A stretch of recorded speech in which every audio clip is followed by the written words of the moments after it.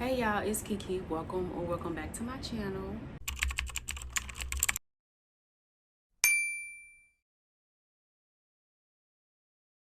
If you are new to my channel, I basically discuss things that are on my heart and my personal experiences. And with that said, lately the word anxiety has just been, I ain't gonna lie, it's been heavy on me for a while, but I'm just now deciding to record the video. So let's get into it. First off, before I get into it, I'm not diagnosed with like any type of disorder, like an anxiety disorder, depression, or nothing like that. So I'm just mainly speaking on just, I guess, like everyday symptoms and just like everyday situations and how I'm basically able to deal with it. For a real long time, anxiety was one of my biggest challenges, and I thought I was never going to be able to like get through it. I want to be clear on this. I don't necessarily think you can just 1000% get rid of anxiety, but I know that you can develop different ways and techniques of working through it so that it doesn't ruin your day or your event or whatever the case is going on. You know what I mean? I think I've been dealing with anxiety since I was about 11 or 12. So that's like 6th, 7th grade. Really, when I got in middle school, that's when my anxiety really kicked in. And I didn't know what it was until I got into like my freshman, sophomore year in college, because that's when, social media was a bit more popping. And social media had started popping when I was in middle school, but by the time I got it like in my late teens, early 20s, that's when people started talking about actual like mental health and different signs of anxiety, depression, personality disorders, and things like that. So at the time, I did not know that I was having like panic attacks and I was dealing with anxiety, but when I got older, I was able to realize, okay, that's what that was. And then once I was able to realize what it was, I was able to work through it. So anxiety for me looked like I would just get, the shakes sometimes. People thought I was cold a lot because I would shiver. I would shiver a lot, but in reality, I was damn near trying to keep myself from having a panic attack. So I would get the shakes real bad, or I would get real bad stomach pains. So oftentimes when I was in class, I would often ask the teacher, like, can I go to the bathroom? Can I go to the bathroom?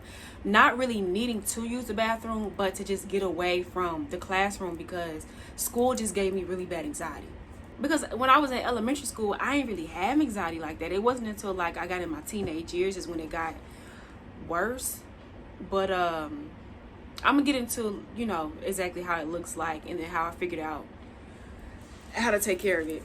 I'm about to list some of the symptoms, the anxiety symptoms, but I'm gonna list mine and then I'm gonna list what Google says. So for me, it was always me feeling really nervous, always feeling like somebody was somewhat after me in a way, not after me to like kill me or hurt me, but like embarrass me or like put me on the spot. I never really liked attention growing up. I was a very quiet kid, so I didn't like to be bothered, and I damn sure did not like for people to like point me out or make me the center of attention, whether it be a joke, a bad joke, or a good joke. I just wanted to be left alone, and that would definitely give me anxiety. Like I said, I would shake a lot, or they would call it like trembling. I would have the real bad trembles, and I would get really bad stomach pains, and sometimes I would get nauseous, especially early in the morning when I first had to go to school. Almost every single day I would have really bad stomach pains, and I would just sit in the bathroom.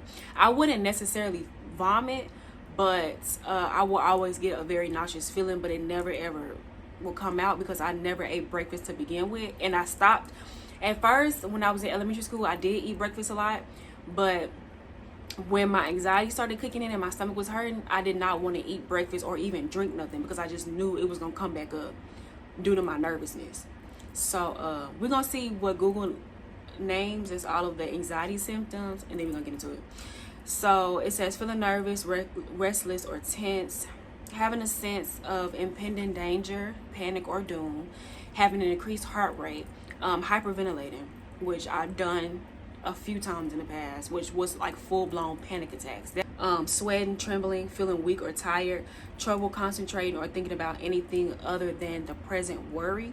For me, of course we know what hyperventilating is, but if you don't know, it would just be like hard to breathe. I would be really just feeling like I was somewhat like being suffocated, and I couldn't get no oxygen or I couldn't get no air.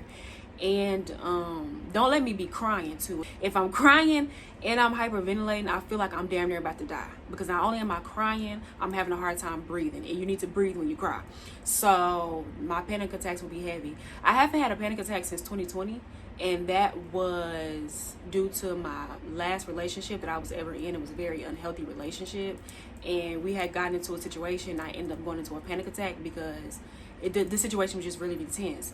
But ever since then, I cannot think of the latest. I have not had a panic attack since then. Now, I have had feelings of anxiety, feelings of nervousness, but figuring out exactly what causes me to be nervous and who causes me to be nervous really helped me get over my anxiety.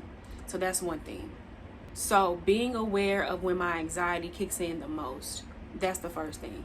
So a lot of the times I would say it would be like, it would not be in large crowds, because if I'm in a room or like a stadium or auditorium full of people, I know out of all these people, I'm not about to be the one to be picked on. You know what I mean? Like, especially if I'm just sitting quiet and I'm not being bothered, I'm not really talking, I know that's not gonna bother me. But like, for instance, when I was growing up, when we have to take tests, I hated taking tests. Benchmarks, regular tests, tax tests, STAR tests, whatever. I hated taking tests because I knew that I was going to be in a room with these students, and the classroom was made up of 20 to 30 students. We all had to be quiet. I hated being quiet, and I still now that I'm older, I actually like the quiet. When I was younger, I hated the quiet, because whenever it got quiet in a room, that's when my mind started panicking, and then when my anxiety would kick in, my stomach would start hurting, and my stomach would be making these weird ass noises. So in a quiet ass room full of kids taking a test, and you the only one, and your stomach is going crazy, everybody looking around like, bitch, do you have to use the restroom? Like, I done had so many times when people would turn around like, friend, like, what you doing? What's going on? Test for sure was one thing that caused me to have anxiety. Another thing was, it will really be people, certain type of people, not all people, but certain type of people. It will be those people who will keep their eyes on me 24/7. It was one thing to because you have people who, they somewhat pay attention to you. They'll notice when your mood changes and they want to check on you. But it was another thing for me, the people who were extremely observant, and I felt like I was somewhat under their microscope. So it was like, any moment that I slipped up or made a mistake, or just any small thing, they would take it and magnify it and make it a big thing, and that would cause me anxiety as well. So that caused me to not only not want to be around certain people, but also it kind of made me afraid to make mistakes, because in the past I knew that people would make the mistake just the biggest thing in the fucking world. I did not like being around certain people. Another thing too is, I now know what my anxiety feels like, and for me, if I get a really weird feeling in my stomach, like a pit in my stomach, I get really, really warm, and I start sweating. And I know it's anxiety because I don't sweat easily. I do not sweat easily. So if I'm sweating and my stomach has this weird feeling, I know I'm anxious in some way. And when I start feeling it, I become observant of my environment and the people who are around me. And 9 times out of 10, I'm surrounded by people who I really don't even feel comfortable with. So I somewhat feel like that's my intuition just telling me, girl, your spirit ain't sitting right with these people, so you might want to move. That's why you're getting this anxiety, because you're not supposed to be around these people. Being aware of when your anxiety kicks in and who causes you to have those anxious moments will help you to kind of be able to deal with your anxiety. For me, the people who did those things, going back to making one mistake, if I made the smallest mistake and magnifying it and blowing it up, or people who would put me on blast, people who would tell my business, or people who would make it their mission to somewhat embarrass me, those are the people I got rid of. I don't deal with them no more, because bitch, you not gonna stress me the fuck out. It's already a lot of stuff going on in the world. You're not gonna add extra stress on my life. You're just not gonna do that.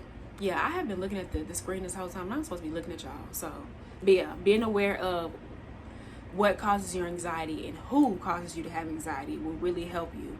And you may need to just kind of sit back, especially isolate and figure out these things on your own, because you don't want to do it around people, especially if you're around somebody who may trigger the anxiety, because they'll try to trick you and convince you that it's not them and that it's just you overthinking and you think too much and you're too sensitive and all this extra shit. When in reality, we have an intuition for a reason. Your intuition is telling you exactly what you need to know, and it's confirming what you already know. But the people who want to keep you around to benefit off of whatever it is they need to benefit off of, those are the people who are going to convince you that anxiety is fake, that it's not real, and that you're the only person dealing with that they don't understand where you're coming from, and etc. So that's one. The second thing is, for me, I needed to identify where my anxiety stemmed from, because like I said, I never had anxiety when I was like younger, like in elementary school. It didn't start happening until I got in middle school. So by the time I got in middle school, growing up, I grew up around kids who, and I'm sure kids are like this everywhere, but whatever, I grew up around kids who will focus on what you was wearing, the type of shoes you had on, what your hair looked like, who was cute, who was ugly. It was always just about, typical kid teenage shit.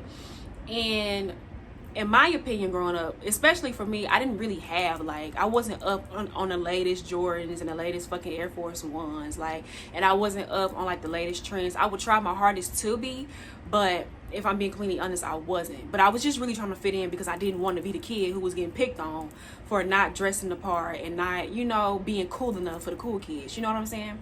So that was one thing that really, really caused me anxiety, because I was so used to just going to school, linking up with my friends, and just having fun with my friends. And then I transferred to a whole nother district, a whole nother school, and now these kids are worried about what you look like, what you wearing, and then they also worried about who is beefing with who fighting who. And I've never been, and I'm being honest with y'all, I've never ever been a fighter. I've never been. Now, like I said, when I was younger, I tried to do what I could to fit in so that I wouldn't get picked on or made fun of. So it might have been a totally different story growing up, but I very much know me. I'm not for the drama, and I do not like to fight. But growing up at the school I went to, them bitches like to fight. And they got with it. They was never was scary. Never gave scary. So, not want to be picked on for not looking the part. Definitely not want to be the one picked out for a fucking fight. Sure didn't want to do that. But also too, a lot of my at home life, growing up, and you are surrounded by adults, maybe one adult or two adults who, let's just be honest, I'm a black person. I come from a black family, and if you're black, I'm sure you can relate to this. But the moment you fuck up, or the moment you have a mess up, they have to go and tell the rest of the family. You fail a fucking class, they gotta go tell your grandparents and your uncles and your aunties and the cousins and shit. Now the aunties and all the extra family coming to you trying to address you about something. It's for me, I don't like my business to be told. For instance, I remember I had failed a progress report. It wasn't even a report card, it was a progress report, child. But of course, your parents gotta run their fucking mouth, and then you have these family members addressing you about the shit, and it's you feel bad because you got these family members who don't even really talk to you that often. You don't have a number, y'all don't link up except for Christmas and Thanksgiving, maybe a funeral if somebody died.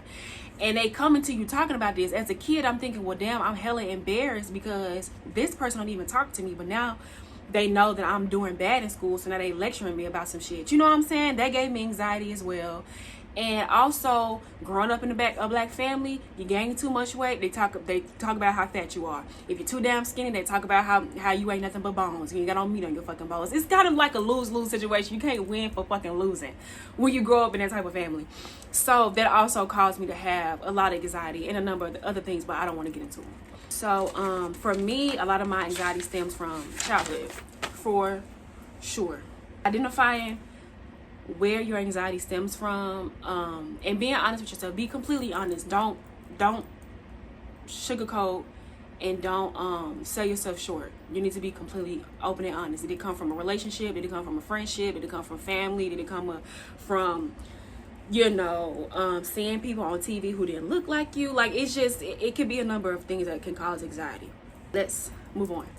So the third one for me is, after figuring out what causes it and figuring out exactly where it stems from, the third thing for me that was big was to figure out who in my life represented anxiety, and who was I getting my fears and my habits of overthinking from. I guarantee you, if you just sit back and look at your friends, your family, whoever, you can almost identify exactly who it is that represents just about everything in your life.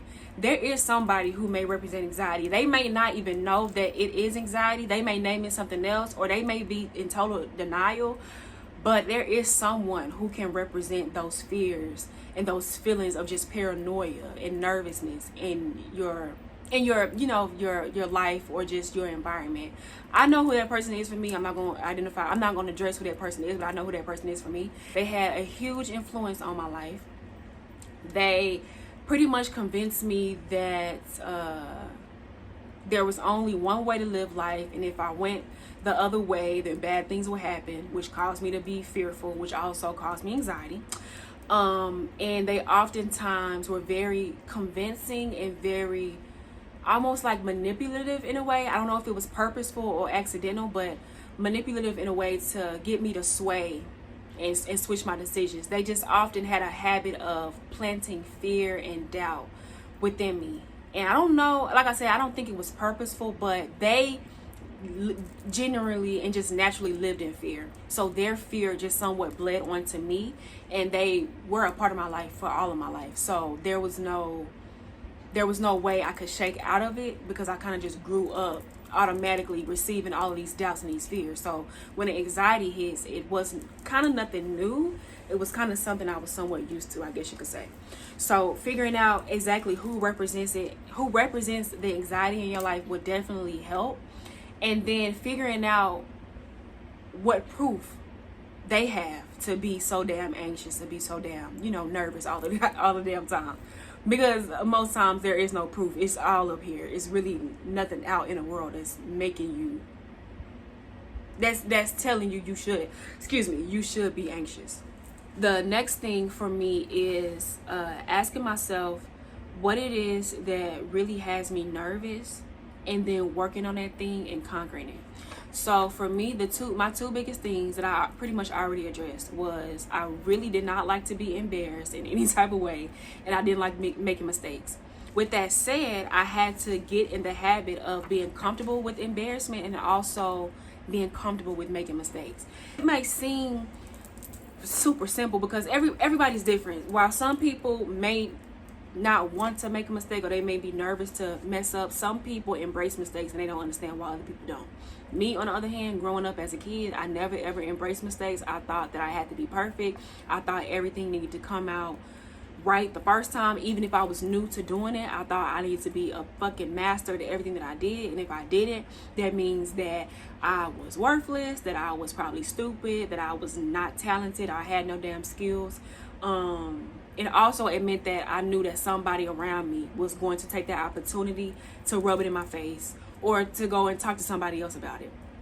So the way that I handle embarrassment is, I just don't take myself too seriously.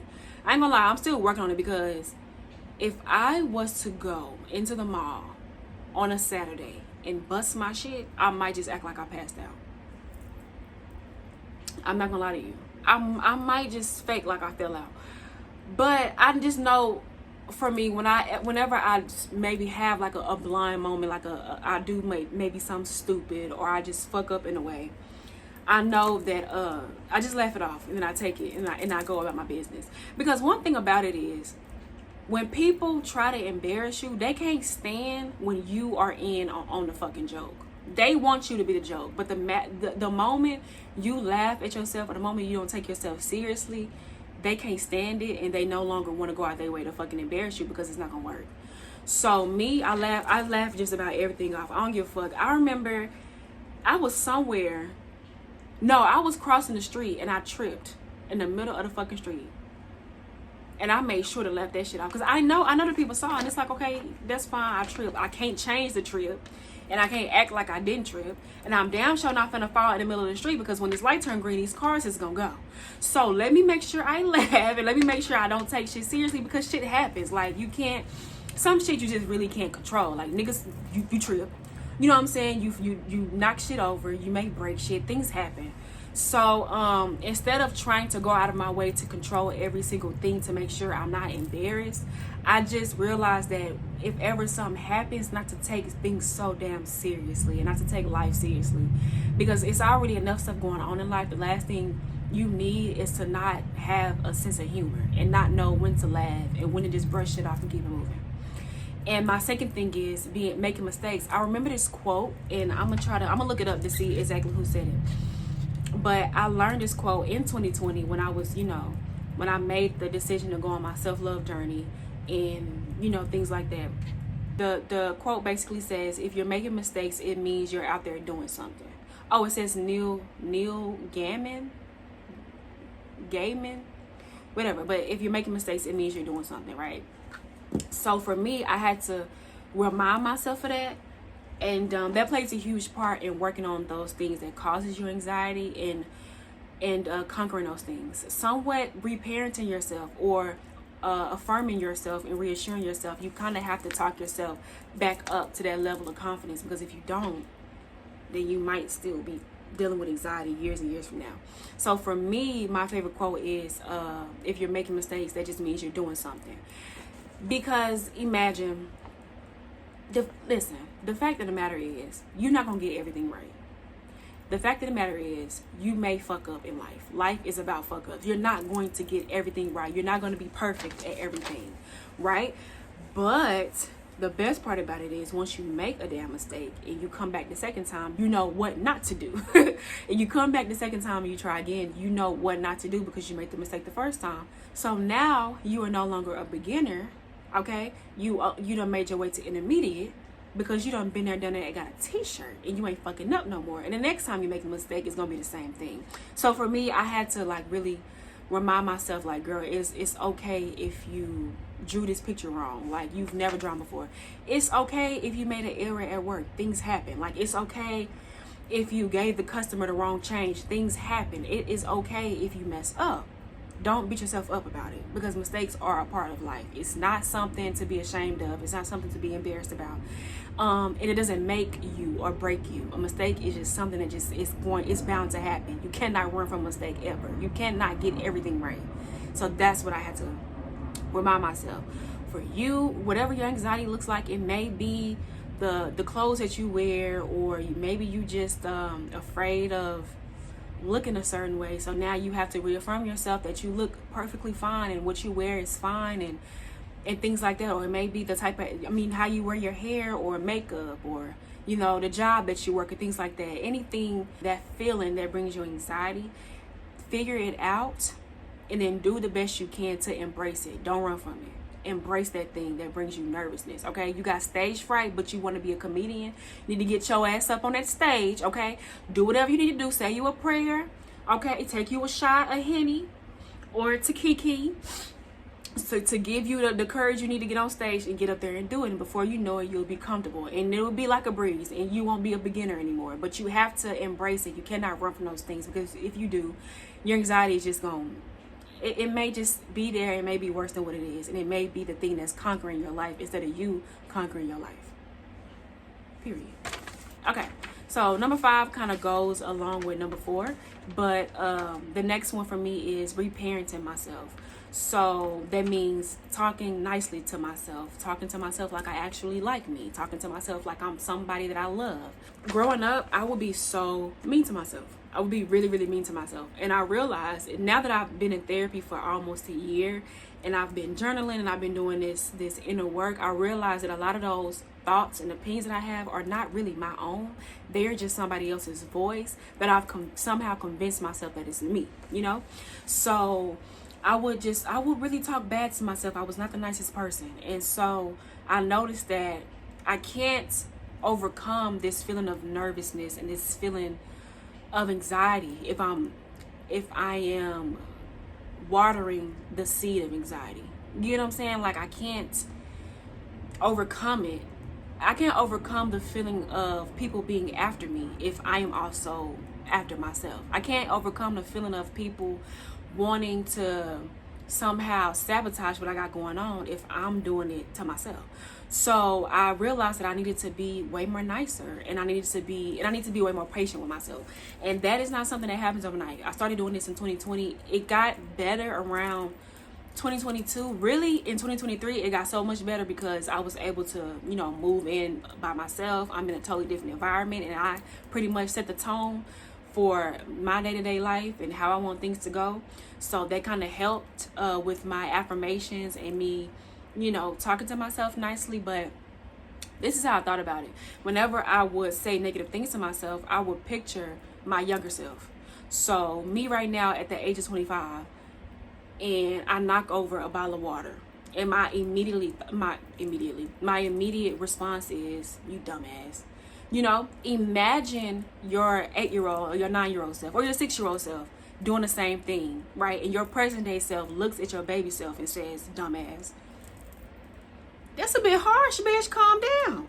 Because I feel like at the end of the day, when we are trying to heal these things, we're just really just healing our inner child. So subconsciously, when you're talking to yourself crazy, you're somewhat kind of talking to your younger self crazy. So I just decided that regardless, even if I slip up and say something negative, I correct it. So wait, no.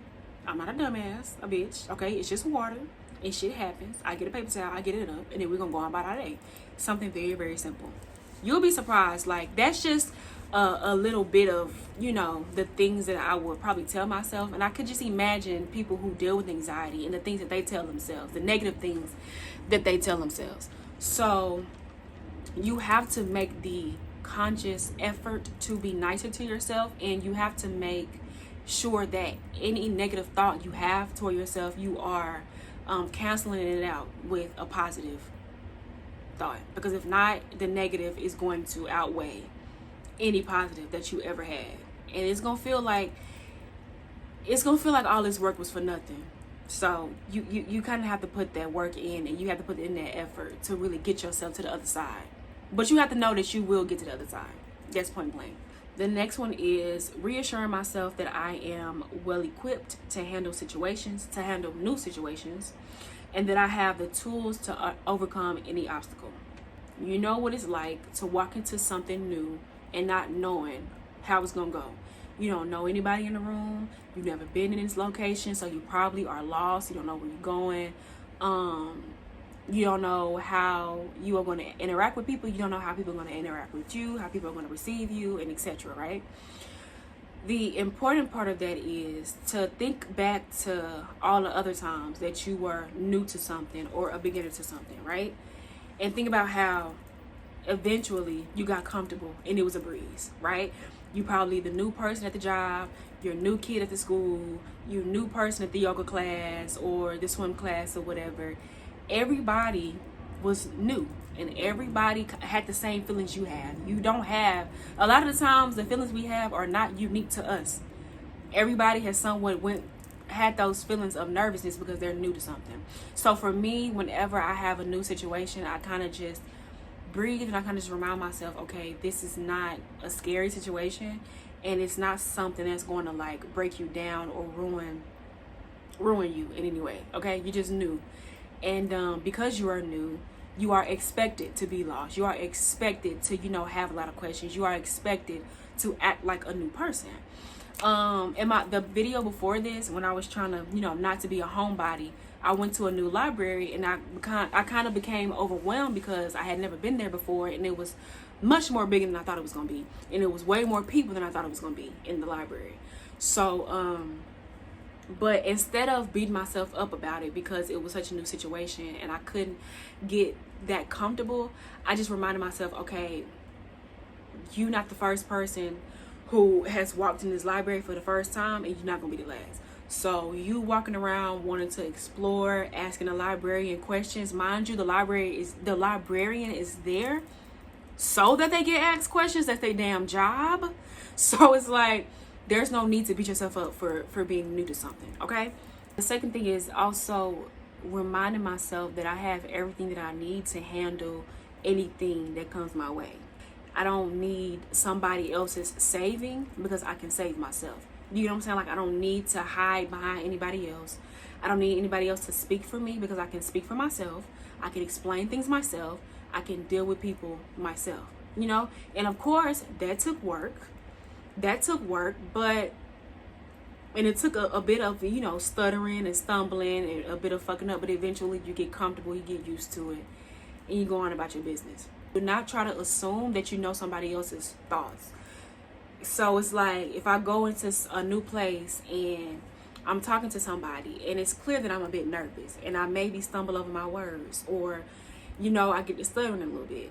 When I leave, of course, naturally, if you are somebody who deals with anxiety, naturally you're going to replay that situation over in your head, because I know I do.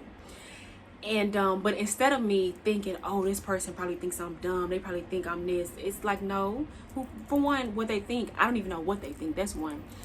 Two, what they think is not my damn business. And three, really think about it, okay? Really think about it, okay? You had an interaction with one person out of a total of 24 hours, right? You are not the only person that they had an interaction with. Do you really think they are sitting around at home like, oh my God, that girl from the library stuttered so fucking badly. She's such a stuttering bitch. Like, girl, everybody got other shit going on. They are not worried about you stuttering over your damn words, girl. They do not care about you stumbling.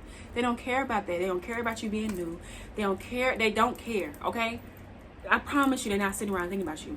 Everybody pretty much is the main character in their life. So for you to think that somebody is sitting around thinking about you when they are their main character, girl, please. Especially if they work at like Walmart or some shit, girl, they finna run into 100,000 people. They ain't thinking about your ass at the end of the day. They thinking about smoking them a cigarette, getting them a shot of tequila, and going to bed. They're not thinking about you.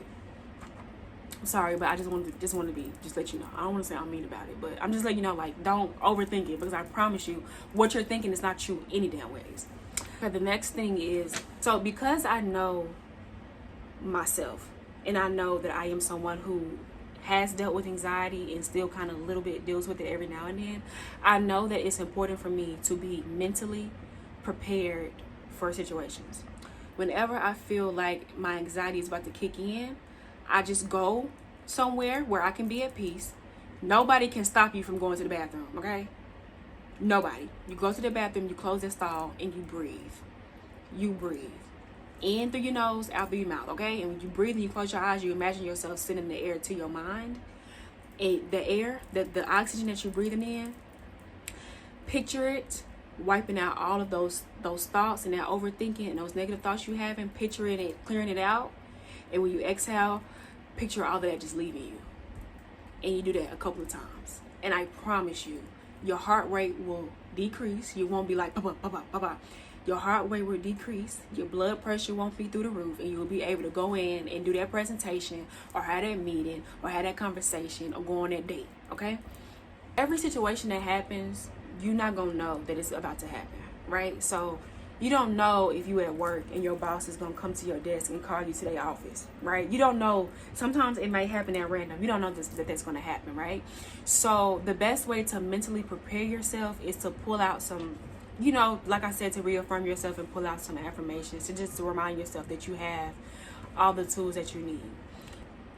Reminding yourself and reaffirming yourself at all times. So let's just come up with some affirmations that actually resonate with you, that you actually need to hear, and that you can say on a daily basis, because you can really believe those. I came up with some affirmations, and each affirmation pretty much has to do with the chakra system, which is the 7 chakra system, if y'all don't know. You know, root chakra, heart chakra, root, sacral, solar plexus, heart, throat, third eye, crown. But I came up with some affirmations for each chakra. That it doesn't sound cliche, and it works. So for me, I would say I am always being true to myself. I feel calm and peace within my life. I do all things with my truest intention. I love the life I'm living, no matter the circumstance. I speak with intention and with confirmation. I see my life going exactly how it's supposed to be. I understand that I control my reality. Boom. Very simple. Them ain't no bullshit affirmations, in my opinion. If it is, then you come up with your own, since you got your degree and you know every fucking thing. the next one, which is the last one, is reminding myself that nobody is really paying you that much attention. It may feel like that in the past, but like I said, everybody is their own main character in life. If somebody is going out of their way to pay you hell of attention, god damn it, you must be a powerful person, and you must got some shit that they want. Because I don't know anybody who is sitting around just watching somebody's every fucking move unless they need to be checked in, you know, with them people, or it's a mental disorder. No disrespect. But I'm saying somebody in their right mind, or somebody who is just, you know, just going about their day, they're not sitting around worried about what the next person doing. They worried about what they got going on. Know that you are not the center of anybody else's universe, babe. Nobody's sitting around paying attention to you. They're not. Okay? So with that said, you're pretty much free to go into the world and do whatever you want to do. I promise you. You go out right now, prop up a fucking camera, or put on some big ass earphones. Do whatever you think is going to bring you attention, and watch how much attention you get.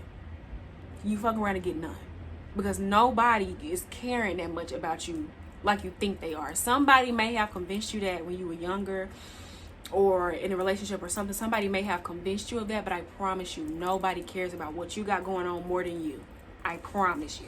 Anyways, with that being said, that's all for this video. If you are somebody who has dealt with anxiety, or you are overcoming it, or you are overcoming anxiety, please do not hesitate to comment down below. Let me know how you go about it. Let me know if I missed something, or just add some extra tips down in the comment section below. Like I said, I have dealt with anxiety since I was about 12, and I haven't had an anxiety attack since 2020. That was 4 years ago. So I pretty much am good with anxiety. I am huge on breathing techniques. Breathing has saved my damn life, because if I don't do nothing, I'ma breathe. And on top of breathing, I'm gonna go for a walk. If I can go for a walk to calm my nervous system, I will. Go for a walk, breathe. Some people say to take a shower. I think a cold shower, if I'm not mistaken. Don't quote me, because I don't know, but it's some sort of like a water technique you can do in the shower to help calm your nervous system. But like I said, with that being said, don't forget to comment down below. Don't forget to like and subscribe, and I will see y'all in the next video. Bye. Y'all like my shirt? Shout out to Cowboy Carter. Yeah, this ain't Texas. Ain't no hold up. What's your favorite song on Cowboy Carter? If you are in a Beehive, if you're a Beyonce fan, you're not in a hive, but you're a Beyonce fan, what's your favorite song on Cowboy Carter? Comment down below. So far, mine is Yaya. Mine is Sweet Honey Bucket. I like Tyrant. Ain't gonna lie, I like the cover of Jolene and the one with Miley Cyrus. 2 Most Wanted. Okay, y'all, this is the end of the video for real, because I'm really talking. I'll see y'all in the next video. Bye.